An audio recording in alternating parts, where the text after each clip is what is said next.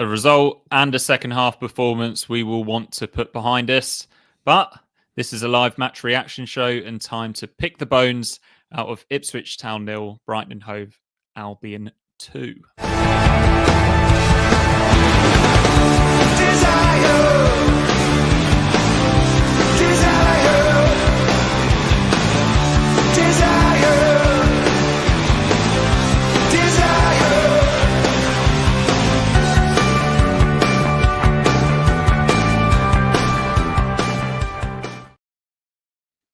Hello and welcome to Blue Monday and Ipswich Town podcast. This, as I mentioned, is a live match reaction show looking back at the home defeat against Brighton. We had so much hope going into this one, Seb, and we were ultimately left very disappointed by a pretty dour second half performance. Yeah, summed it up there, dour. Do you know, I've spent all day at work really jealous of everyone in the matchday chat on Telegram, everyone on Twitter, my mates all saying they're, Portman under the lights, getting to go tonight. So I spent all day in a bad mood because I couldn't go. But I'll be honest, I'm quite grateful now I didn't have to sit through that second half because dour is the word to describe it. We'll discuss it in depth. First half looked decent, grew into it, and then that second half was really, really poor. And obviously the 2-goal defeat means we slip back into the bottom three. So not a good night all round. Not a good night at all, but stick with us, guys. We'll have some fun on Blue Monday. We're used to coming live and talking about a defeat or a goalless 0-0 in League One. We can handle this in the Premier League, can't we, Seb? I think we've already done this once or twice this season, haven't we? I think Palace and Bournemouth were maybe midweek shows, but we also had the high of Chelsea at home, didn't we? But yeah, it wasn't to be. I don't think we've won live on telly yet in the UK, at least. Chelsea was on telly. Oh, no, of course it wasn't, was it? No, it wasn't a Sky game. Yeah, you're right, yeah. Little quirk. It doesn't bode well for Sunday, does it? Right, let's, with no further ado, let's get into it, shall we? So there was, as always, Seb, some pretty surprising team news, wasn't there? Talk me through that lineup and the main casualty from the starting 11 from the last league game.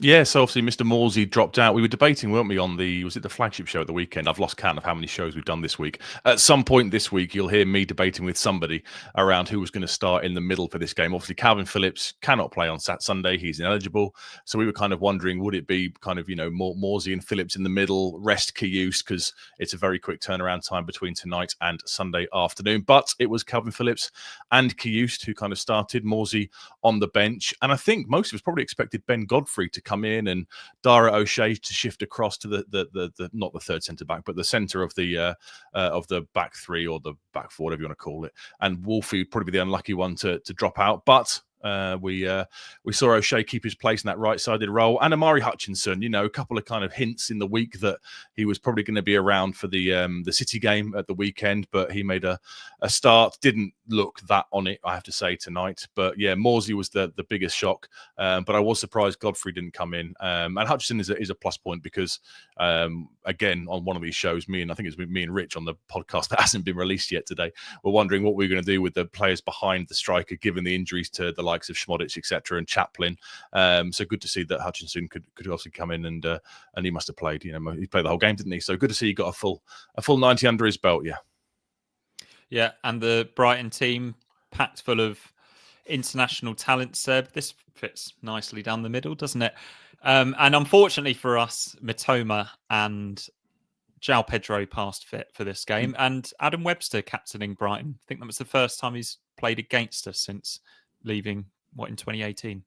Yeah, nice to see Webster back, obviously. But yeah, like you said, the annoying thing is those injuries that we kind of assumed were touch and go made it. João Pedro back in the starting 11, Mitoma back in. Then on the bench, Jorginho Ruta, Danny Welbeck, Minter, who was a doubt as well. All the big guns turned up for it. When I saw the bench, I thought that's ridiculously strong. We're going to have to be at our very best and have a healthy lead going into the end of the game because they will make changes. And the names on the bench did concern me. And I know there's been a lot of optimism about this game, with what's to come with City and Liverpool.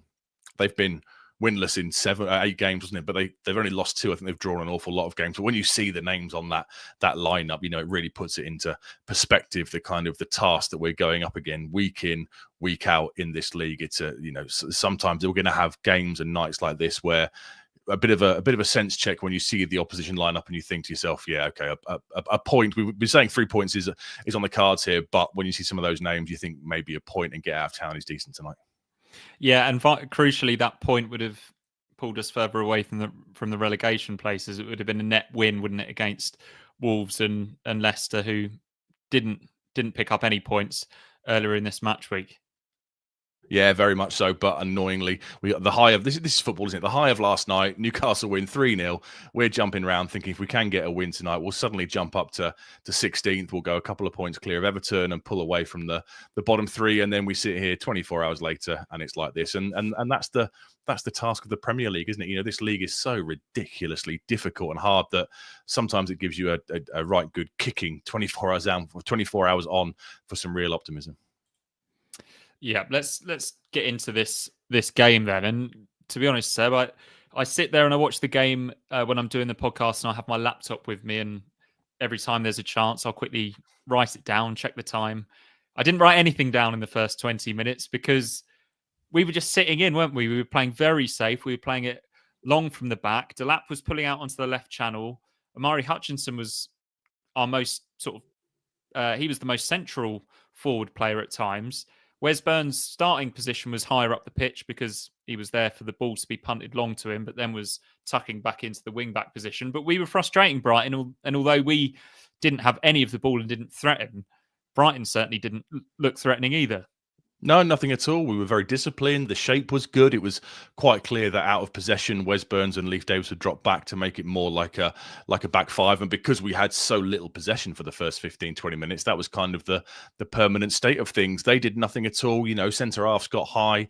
They were passing it around neat and tidy, but very few entries into the box. I remember a cross from Veltman, I think, which O'Shea kind of put behind with João Pedro lurking behind him. But other than that, nothing really happened, did it? As you say, we struggled to get going. I think Hutchinson had a couple of runs where he would overrun the ball or be tackled because he was suddenly surrounded by 3 or 4 Brighton players. And we were happy just to kind of frustrate them, weren't we? Sit in, be disciplined. And clearly the game plan was to look to hit them on the break when we got the ball. But for that first 15, 20 minutes, nothing really happened at all, did it? We were defensively sound, frustrated them, and clearly the tactics to, you know, sort of take the sting out of the first 20 minutes and frustrate them worked pretty well. A real difference to the Chelsea game, wasn't it? Because Chelsea, we just went at them straight away from the off. And I kind of thought, under the lights, Portman Road, good atmosphere, will we see different tactics? But clearly we were happy to sit in and frustrate.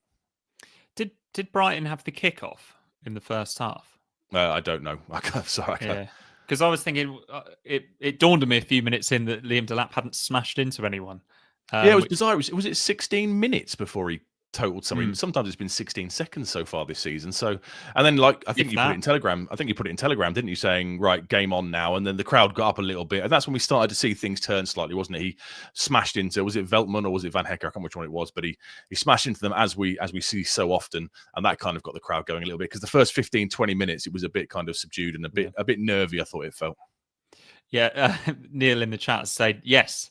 They did have the kickoff. It's amazing how much a kickoff can change the way that a game starts. But maybe we were approaching it slightly differently, knowing that Brighton just want all of that possession, and it went well sitting behind the ball in the game at the Amex. Although we conceded a lot more chances in that game, we ultimately frustrated them, didn't we? But as you mentioned, that Delap foul did evoke something in the crowd, and on 23, first chance of the game, falls Ipswich's way. It was a superb ball from O'Shea, I think it was, zipped into Delap. Really good first-time touch out to Nathan Broadhead, and he's really positive again. Like, he's been really good in the last few games. Just drives forward, cuts inside, tries to bend it in that far bottom corner, and Verbruggen gets across well, tips it round for a corner. But yeah, good play from us, starting to get into the game. Then Burns gets in behind in 38 and cuts it back, but Hutchinson, unfortunately, gets in the way of Kuyusti. But we're looking dangerous. We're not going forward very much, Seb, but we're looking dangerous every time we do.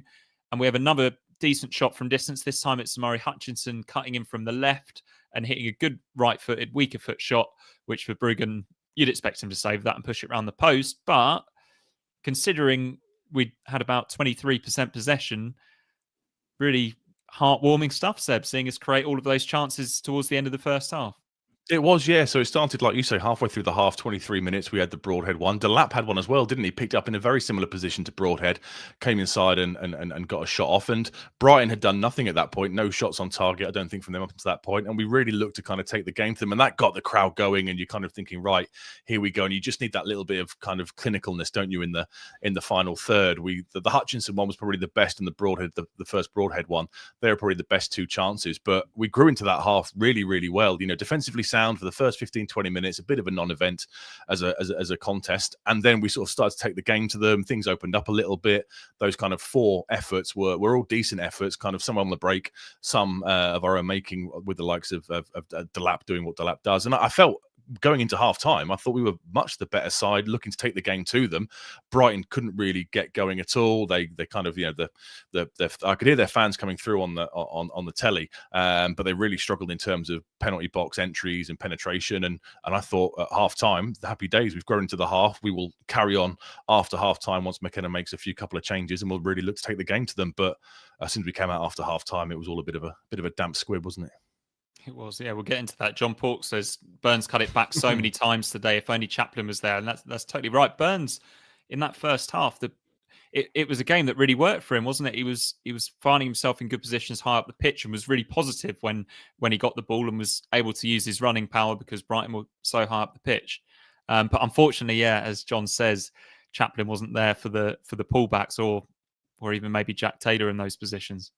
They were textbook, weren't they? If Chaplin had been playing, I fancy we get at least a couple of shots off from those positions. The most frustrating one was the one you mentioned, wasn't it? Where he pulls it back low and Hutchinson just takes it off of the feet of Keyus as he's about to line one up. But Burns, I've thought in the last few weeks, has started to look really good. You know, came in for some criticism at the start of the season. People kind of thinking that, you know, maybe the Premier League is a bit of a bridge too far for him in terms of physicality. But again, tonight, I thought he was decent. You know, he seems to have he's strengthened up a little bit, harder to knock off the ball than he was maybe earlier in the season. Always positive, like you say, the old Wes Burns that we know and love from the last few seasons, looking to take on his man, stand him up, get to the byline, pull the crosses back. I thought he was decent in that first half.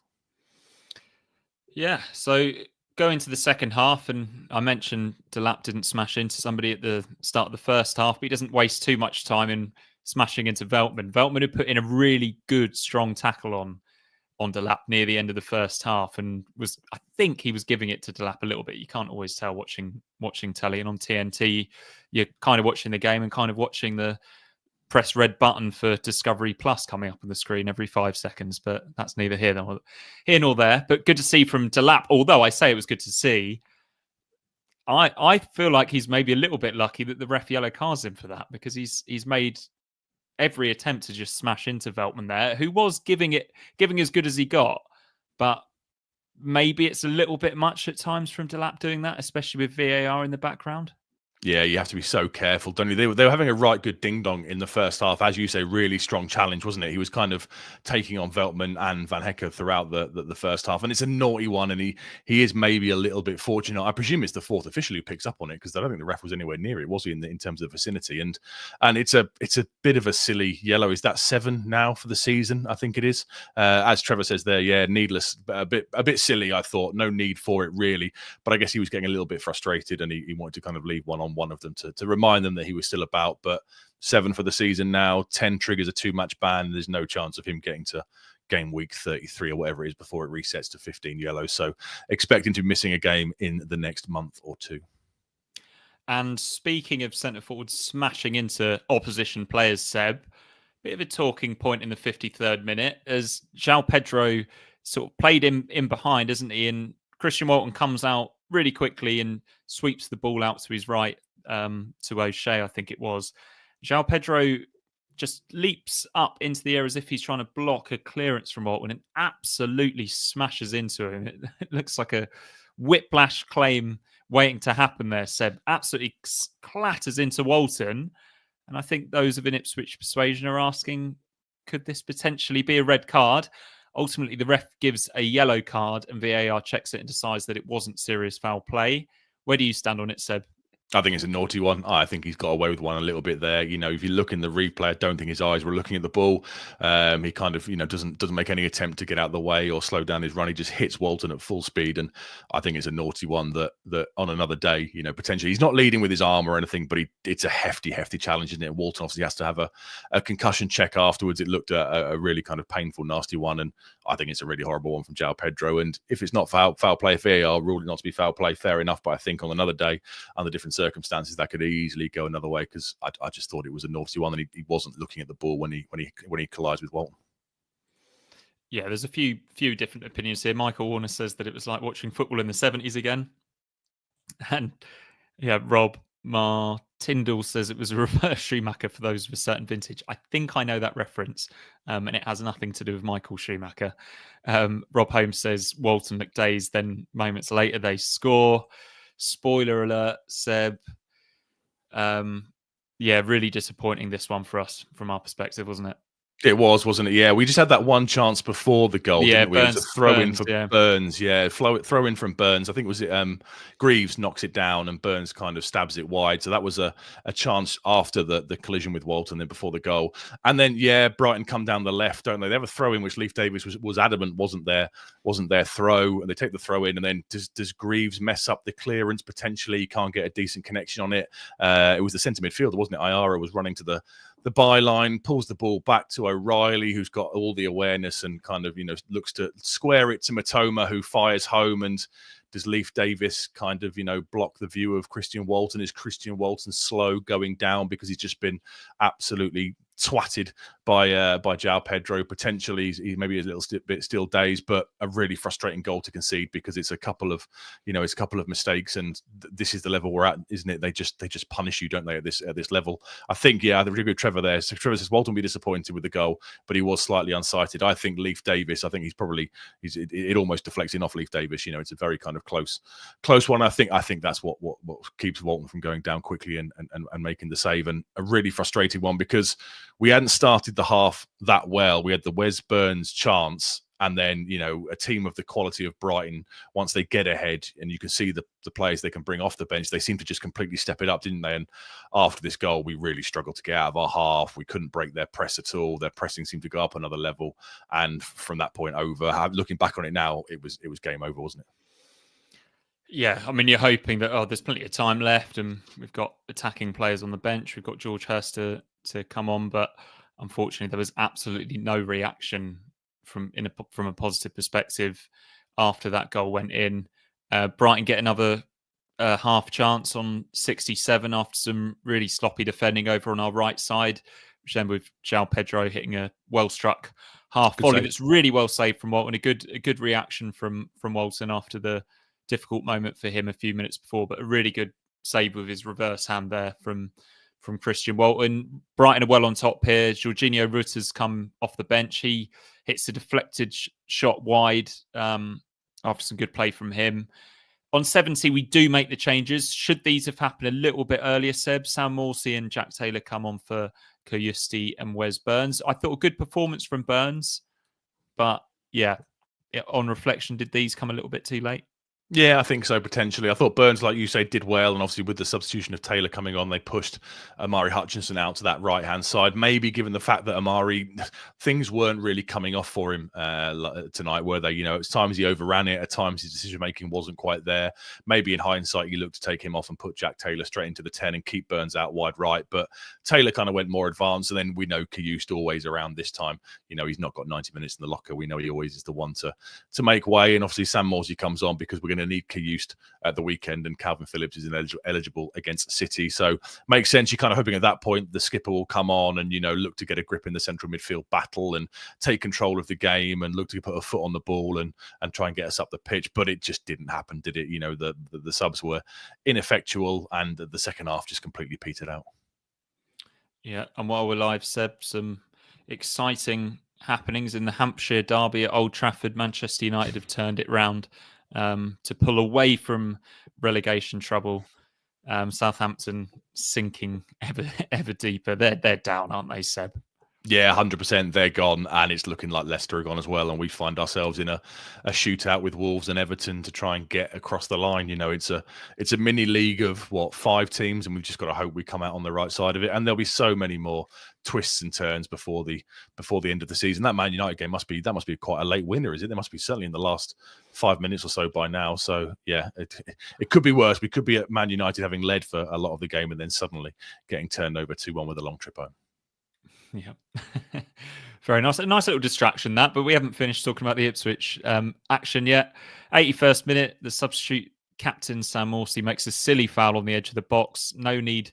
I mean, it's probably one that you get away with in the middle of the park, or maybe even in the Championship, dare I say it. But these wily Premier League players, they go down as soon as there's a touch, and Brighton have a free kick in a dangerous position, which initially they look like they've made a mess of, Seb, but the ball ends up in the back of our net, and it's good night, Mr. Chips. Yeah, fired in low, wasn't it? Takes a touch off Welbeck, takes another touch off Jack Taylor, and you have to say it's a really good swivel shot and finish by Jorginho Ruta, isn't it? You know, the scourge of us last season. And Lewis Dunk does well to get out of the way as well, doesn't he? He does, yeah. VAR check obviously for that. So Ruta turns and fires home, and then they look at the VAR, and it looked really obvious from the start that Wolverton was playing him onside. And I guess the debate was then, is he interfering with Walton's kind of view and Walton going down? And they don't see it that way, and it's given. And at that point, we sink back into the bottom 3. It's game over, and it's a real kind of tepid second half performance. We didn't deserve anything from the second half, but or from the game based on how we played in that second half. It was really, really disappointing. But that was a moment of quality, and we have to say after the first Brighton goal, they just stepped up a level, didn't they? Yeah, they did. Like I said earlier, we couldn't get out of our half. If we did, we were making the wrong decisions, and they just completely moved it up another gear. Okay, the substitutes helped. They brought on Danny Welbeck. They brought on Jakob Minter. They made some really, really, key attacking substitutions, but they really kind of took control of the game after scoring, and it was way obvious that a second Brighton goal was far more likely than an equaliser. Yeah, they played us really well, didn't they? And held us at arm's length. We brought Jack Clark and George Hurst. Good to see George Hurst back on the pitch in the Premier League.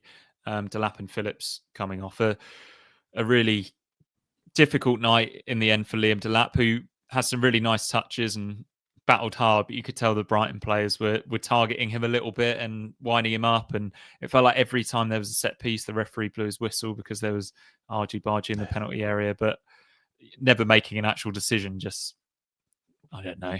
I'm sick of it. Every game, the ref they'll all do the shoving and the pushing, and some will kind of stand their ground, and the refs never do anything. They blow the whistle, they chat to them, and then it all just still goes on. And when the corner comes in, and Veltman was kind of ducking down, wasn't he, in front of the goalkeeper and in front of Delap, I think, trying to wind him up a little bit. And yeah, I don't enjoy that aspect of the Premier League. I know it goes on at lower levels and such, but it seems to be amplified, I think, in the Premier League, and it's not a part of it. I enjoy just get on with it, and if you're a ref, then make a decision. Do you remember all those years ago when, was it Reading away, when the new rule came in about pushing and shoving, and Knudsen gave away a penalty after the ref warned him, and I kind of thought we might see a bit of a change there, and we don't. It happens every single game, every single week, countless times throughout, and nothing ever happens about it. Nope. Very frustrating. Also very frustrating was bloody Joel Veltman, who ended up being man of the match. How is he man of the match? Well, he made some big tackles and led. He was the leader in that Brighton team from what I could see. But yeah, a little bit anti-football giving him man of the match, I think. But it was Adam Virgo, wasn't it? A Brighton defender who probably knows Joel Veltman quite well. True. And the John Pork says, no, definitely not. John Pork says Veltman was lucky not to be on a booking until the final couple of minutes. Felt like he was fouling everyone. I'd also say Adam Webster should have been fouled earlier on in the game. And then he makes a really good tackle, I think, on Delap later on in the first half that he just wouldn't have been able to make if he was on a booking. So not a horrendous refereeing performance, that one, but a couple of things, annoying little niggly things that went against us. But ultimately, I keep saying ultimately, we were beaten by the better team tonight, weren't we, Seb? And we've just got to take that one on the chin. I think, hope that, as usual, it will be one that Kieran McKenna learns from. Yeah, we have to. We have to accept that these kind of evenings are going to happen. And obviously, with what's to come on the weekend and then Liverpool away the following week before Southampton at home at the start of February, things might get a little bit tougher for the next few weeks. But this is the Premier League, isn't it? You know, this is the level that we're at. We saw the lineup from Brighton. I kind of changed my view of and thought, hand me a point here and I'll be pretty happy because they've got an awful lot of talent both on the pitch and on the bench. And this is what it's like at this level. And there will be games like this. You know, we saw this in the Palace game.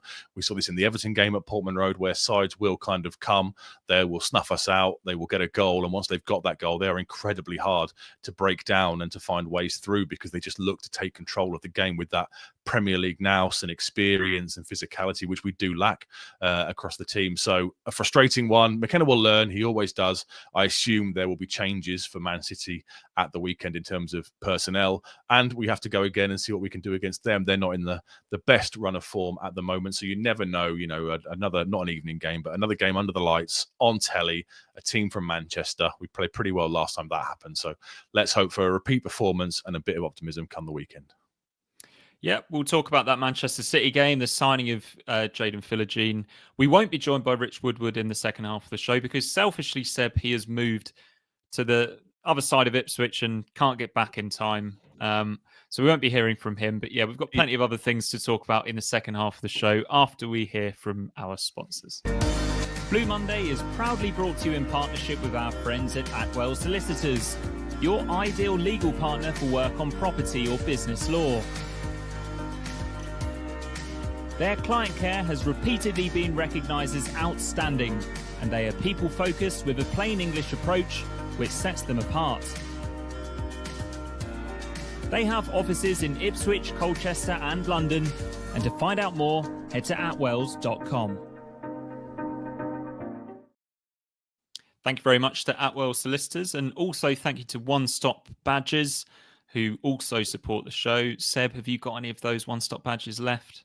I have a few left in the car. I have promised some to some people at the ITFC women's game at the weekend who asked me because I didn't have any then. So I have some in the car and I will be bringing some to the Greyhound on Sunday. Come and find me and I will dish the last few out. Well, on a night where there weren't any particularly good surprises, here's one. Rich Woodward is joining us after all. His turn of pace is more impressive than I thought. I'm surprised you wanted to join us, to be honest, though, Rich, after sitting through that one. I want to have a moan. How are we doing, guys? We all right? Yeah, we're okay. Yeah. We're getting through it. We've just discussed how this is what the Premier League can do and how poor the second half was and how we just didn't show up. Grew really well into the first half, had the best of the chances and created a few things, but the second half was a real letdown. That's basically the gist of the last 27 minutes or so. Have you bitched about the referee yet? Yeah, I'm sort of on the fence with this referee. He was a little bit irritating. Yeah. And there was a couple of decisions that didn't quite go our way, but overall, I didn't think he was terrible. Okay. Portman Road, certainly the North Stand had an issue with the referee. And I was one of those people. I think, as we've talked about quite a lot on the podcast, we kind of need everything all the planets to align for things to go our way. And we weren't at it tonight, so other things had to kind of work for us. And I just thought, fair play to Brighton. This is going to sound like sour grapes, and I suspect Brighton fans aren't listening. But if you're out there, hello, and congratulations on your 2-0 win. But they played the referee perfectly, and it's this kind of stuff that in marginal games, let's be honest, at half time, I think we'd had the better chances. I think we were probably maybe not the territory, but the better chances, and arguably, therefore, the better team. It completely flipped in the second half, and every opportunity Brighton had to go down, to kill the game, to kill our momentum, that they took it, and the referee just allowed it to happen.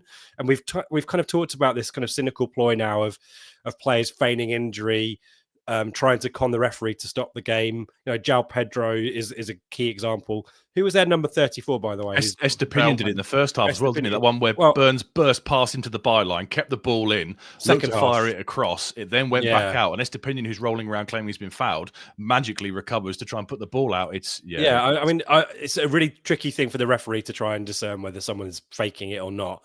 But I think we just kind of got kind of suckered in to that as well. And I just thought the referee needed to be on it, and he just seemed to get conned every single time. And if we're not going to play great, keep ourselves in the game. I'm not sure of the situation around the second goal. And the free kick situation there seemed to be a little bit of dissent about that in the stadium too. And it just, I'm not pretending, Mikey, that's the reason that's lost us the game. But when the home support continually sees decisions being made that make no real sense, that Brighton are continuing to get away with conning the referee, eventually you just get bored of fighting the cause. And that means you kind of down tools. And so Portman Road just started to get quiet and everyone was just getting a bit pissed off. And at that point, it's job done for Brighton. Perfect away performance. Let's not pretend that they're doing anything that we wouldn't do if we had the opportunity and if the shoe was on the other foot. But just the things need to go for us. And tonight, nothing really did. And the referee was kind of just a complicit actor with Brighton's performance, I thought. But I've had my moan about it, guys. I think we need to move on to City, don't we, and kind of focus on that, because I don't know whether you thought part of our head was thinking ahead to Sunday and whether that might be the bigger game. I'm not sure. No, I just maybe with the Brighton. Phillips selection, but aside from that, I can't really.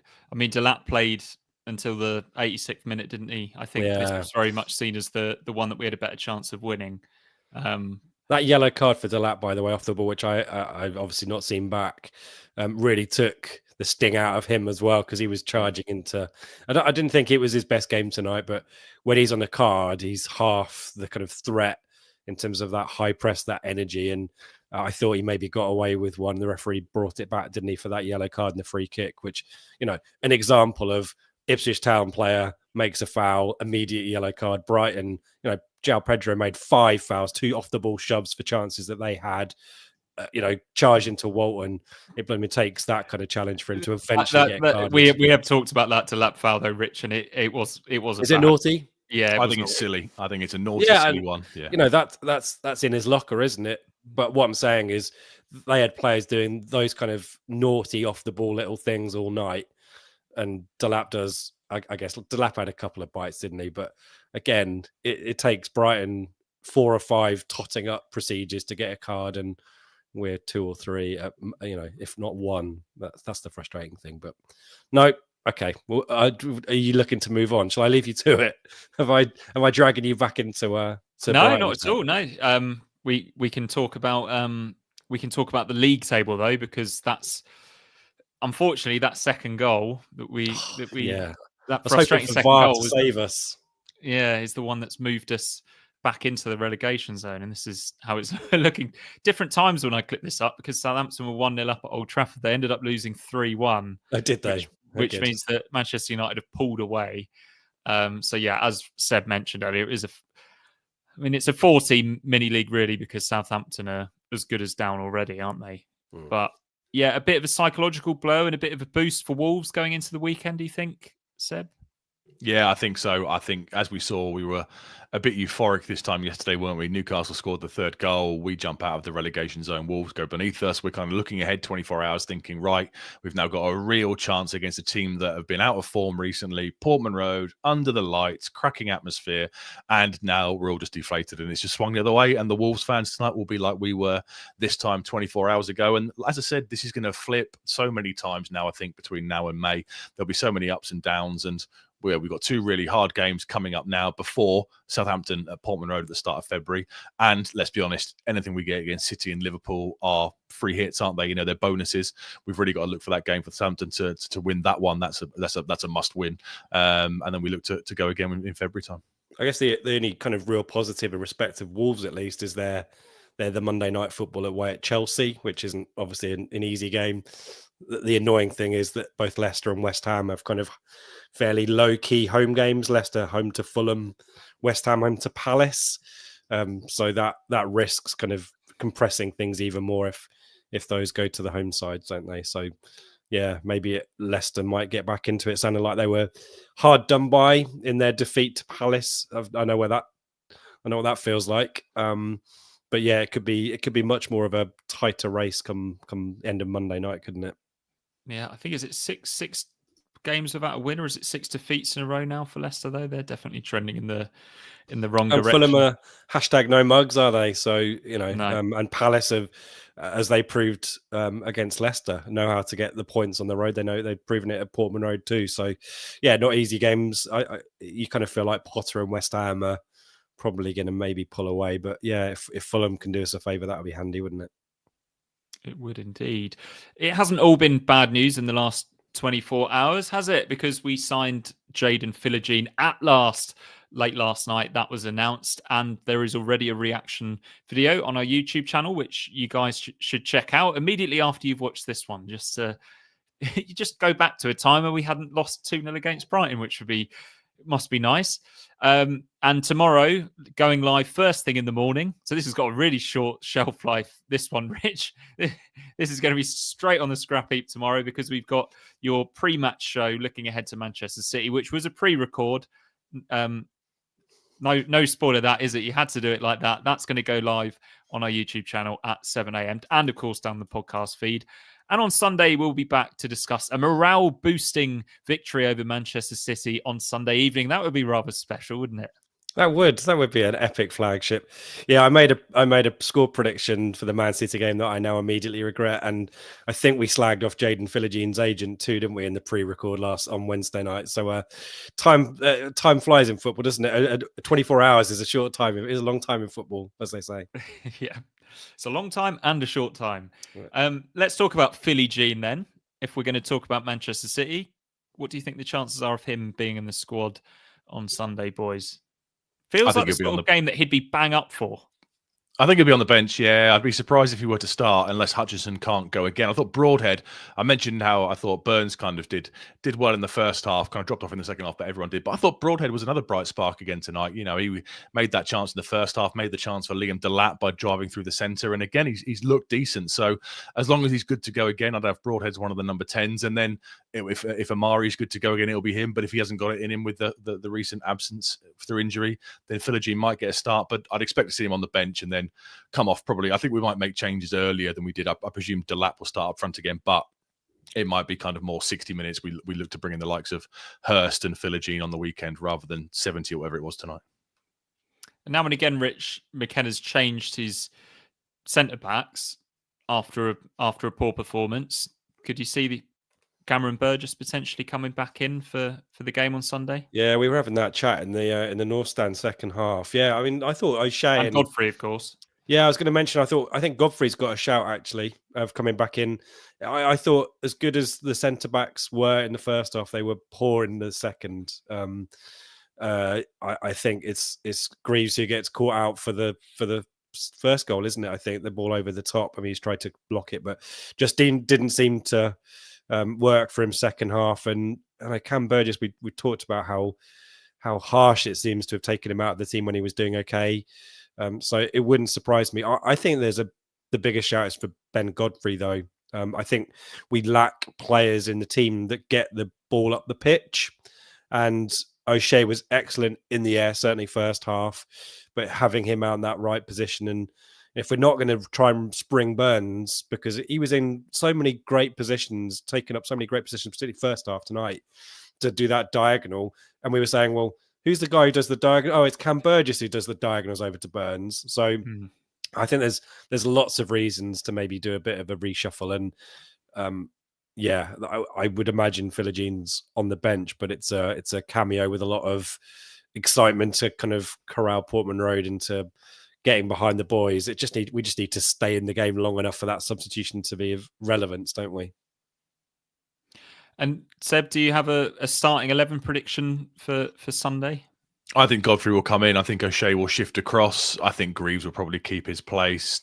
Burns, I thought, did decently tonight, but he might go Johnson to kind of firm it up a little bit on the right-hand side, given who we're going to be playing against. Davis will be on the left, obviously. It will be Morsey and Kayust in the centre because Calvin Phillips isn't available. And then Broadhead and Delap, and then If Hutchinson's good to go, it's him. If not, maybe Philogene comes in for a start. But as I said, I think we'll see changes maybe a little bit earlier than we saw tonight against City. And like Rich said, if we can keep ourselves in the game so they're still meaningful at kind of 60, 65 minutes rather than, kind of the token ones to rest players up and get some minutes into the legs. But yeah, I expect Godfrey certainly to come in and start.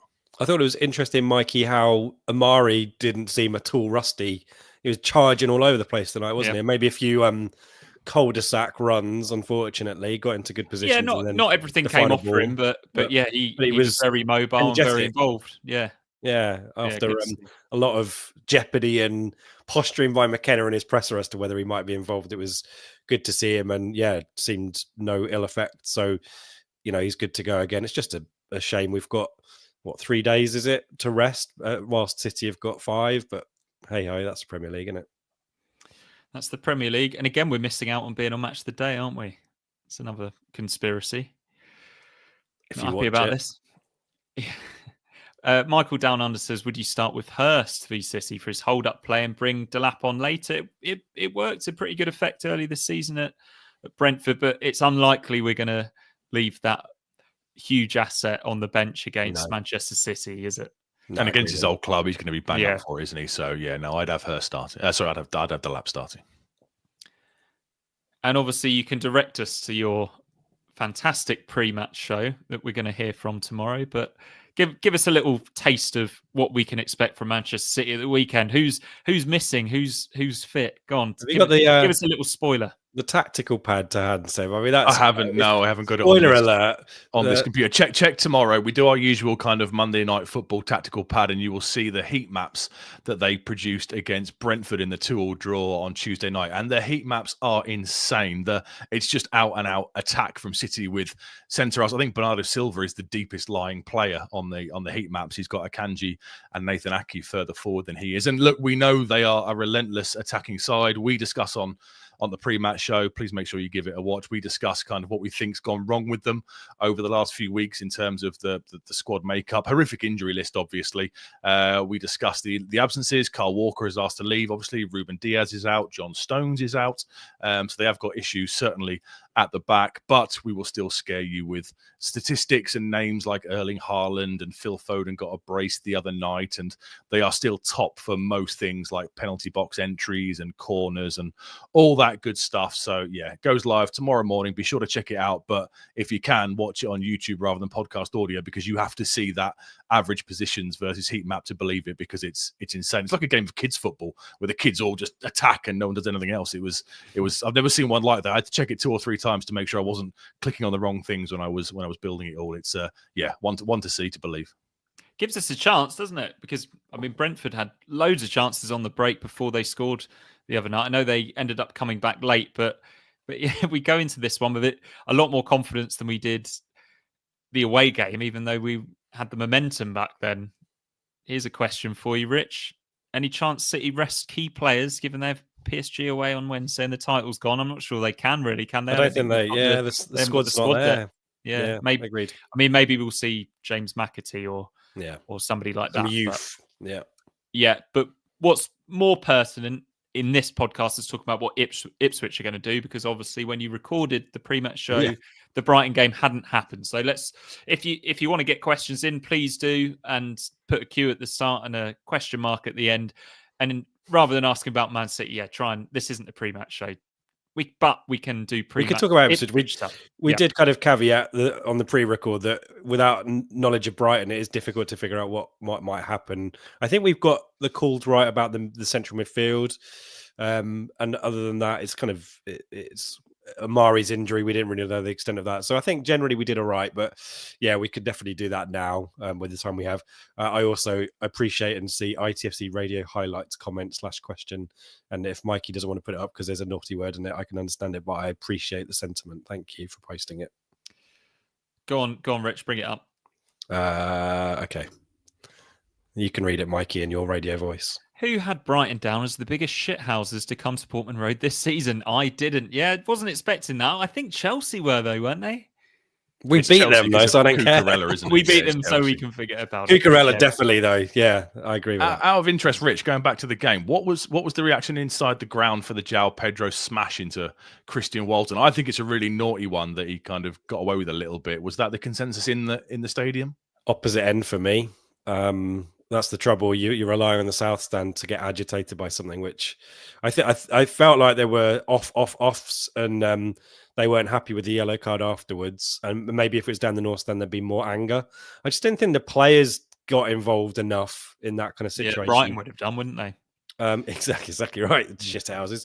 But yeah, I opposite end for me, mate. So I couldn't tell you, but I'm sure we've got people in the chat who might have been down the south end and who can say otherwise. But it didn't feel like one of those ones, because I'm so far away, the way you kind of go, oh, he might be in trouble here, or VAR might have a look at that. I didn't get that sense, put it that way.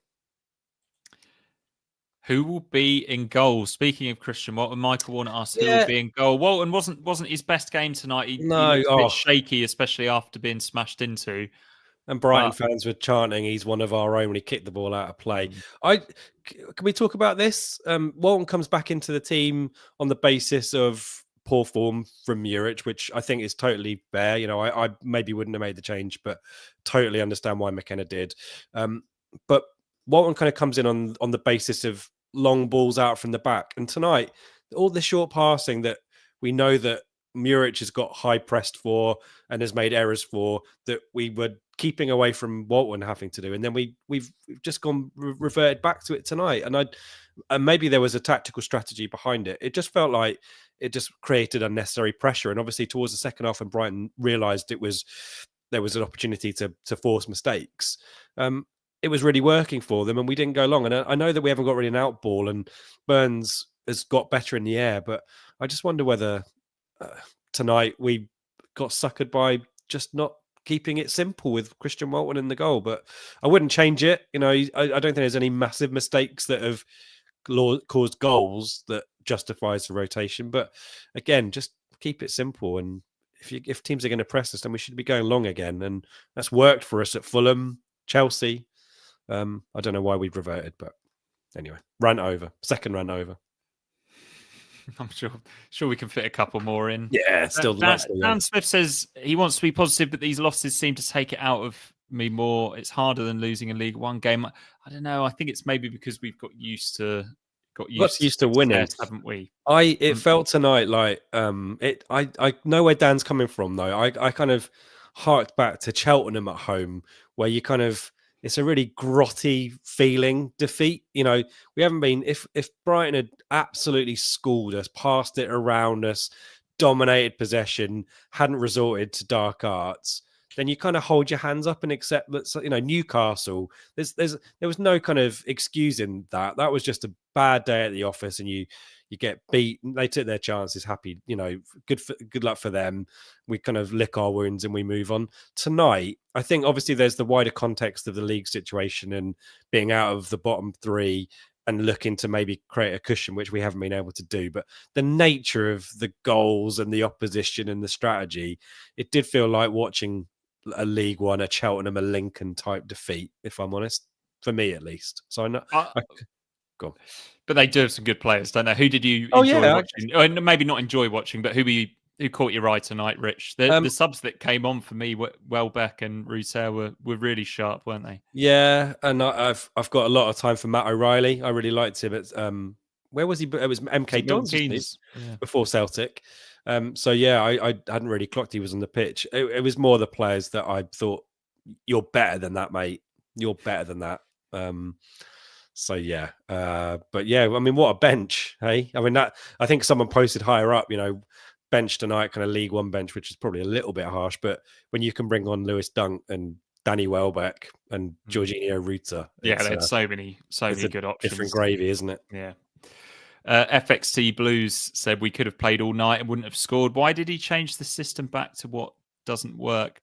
It was a little bit of a strange one, wasn't it? Because we weren't playing out from the back in the first half very often, were we? But then we pretty much exclusively did it in the second half. But Walton was struggling at times with his longer kicking in the first half. Do you think maybe because we weren't getting the ball up to Delap. It was the idea was to try and bring Brighton onto us a little bit more, so he had space for Burns to run in behind.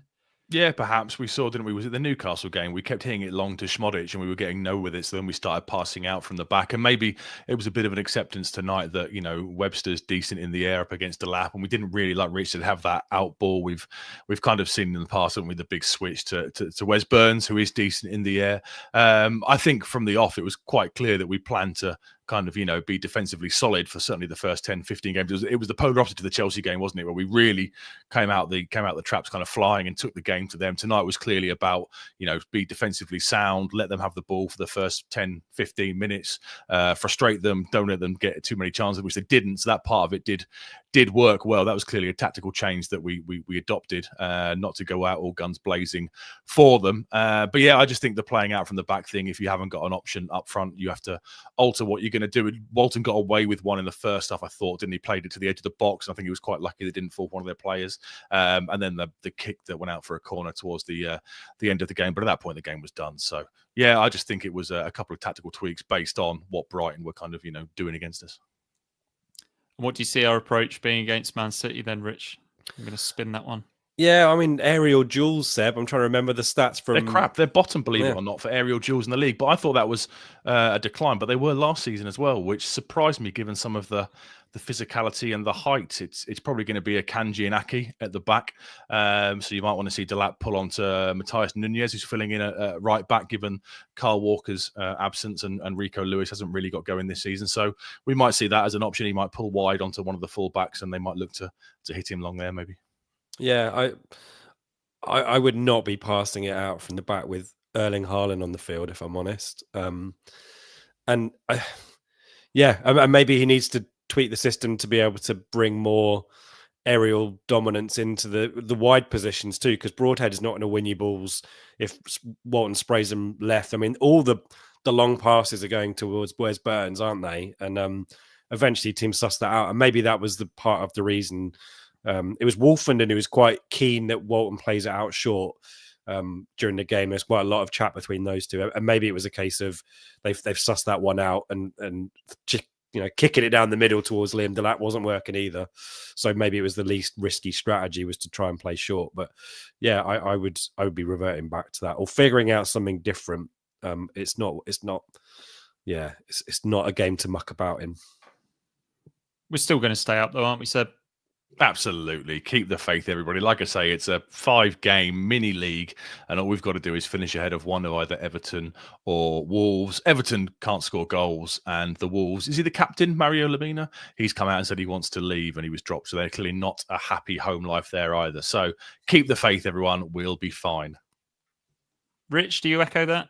Keeping the faith? Maybe, I'm going to stay silent. Okay. My confidence is taking a hit tonight. I'm not going to lie. More because it was just a shit game. Let's call it what it is. I've sworn a lot tonight. Apologies if you're in the car tomorrow morning with young people. They need to learn these words. No, they don't.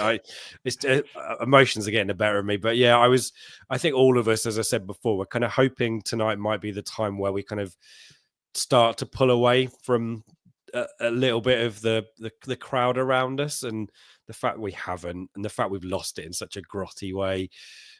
But as I said on the pre-match, anything is possible. City, just a little bit of dysfunction about them. And if Portman Road rallies and gets, puts tonight behind it, and, the atmosphere was good in the first half. And as I said, there was this, the turning point is when Brighton players kept going to the ground and just sapping the atmosphere and the joy out of the occasion.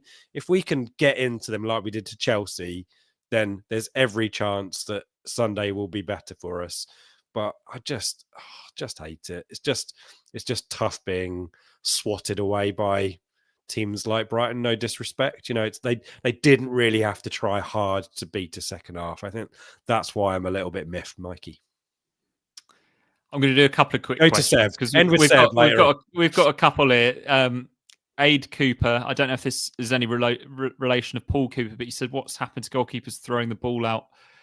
Are we not seeing it enough, Seb? Muric used to throw Muric the used ball to do it, rather than didn't he? kick it a lot Right of to the time. halfway, didn't he? Yeah, Muric used to throw it up to the halfway line. So clearly it's not Walton's preference, but Muric definitely used to do it. Sometimes bizarrely, sometimes almost over the head throws at one point. But yeah, Muric has got it in his locker. Can I just hello to the Brighton fan. I didn't mean any disrespect by that.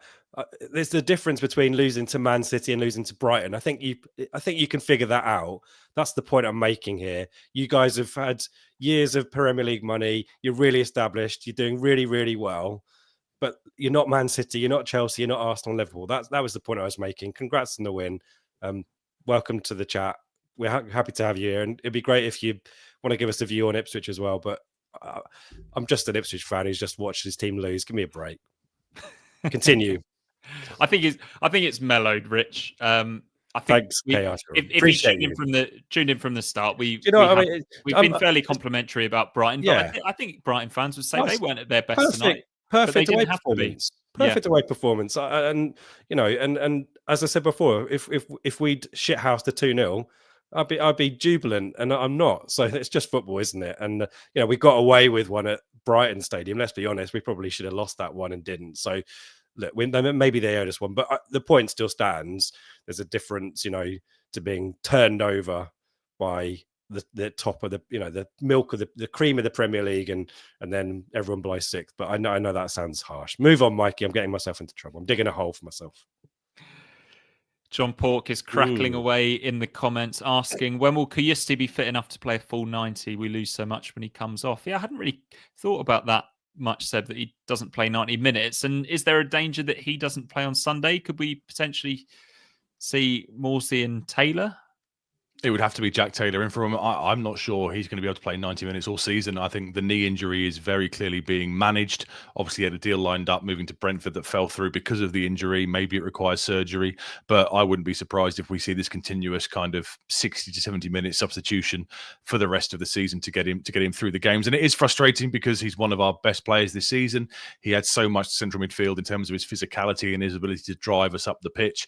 But I think, the fact we were able to get him when Brighton pulled out, the fact we've got a pretty reasonable fee agreed already to sign him if he stays up, that's kind of reflective of his medical status. And yeah, I think we might well see him be managed carefully for the rest of the season. And if we do stay up, brilliant, we sign him, there might be surgery to rectify the problem. But yeah, if he doesn't make it, it's such a quick turnaround. That's the problem, isn't it?